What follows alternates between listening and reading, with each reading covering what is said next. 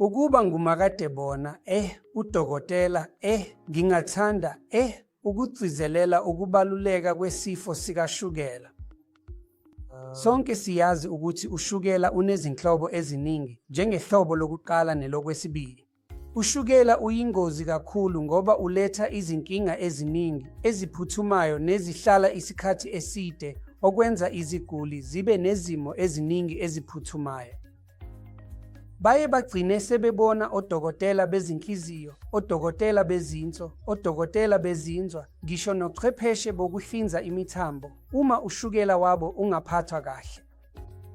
Uma uthola ushukela wakho kusenesikhathi, ngokuhlolwa okuphelele kwezempilo, ukuhlolwa kwezempilo komndeni, noma ukuhlolwa kwezempilo emsebenzini, uthola ushukela kusenesikhathi, bese uwelapha, unakekele ukudla kwakho, uzivocavoce. Ulandelele kahle, ushukela ungaphathwa kahle kakhulu. Futhi ukungena esibhedlela kaningi, nezimo eziphuthumayo eziningi, ukuvakashela ochwepheshe abakhulu, abezinhliziyo, abezinso, nabezinsini kungancishiswa kakhulu uma ushukela uphathwa kahle noma ushukela egazini ulawulwa kahle. Ngakho ngithanda ukusho emphakathini ukuthi lesi sifo singaphathwa kahle kakhulu yithi. Uma silawula ushukela ngokudla okuhle, ukuzivocavoca, nokulandela kahle, ushukela uzoba njengemfuyo yasekhaya. Ake sithi awusilawuli isifo sikashukela, siba isilwane sasendle.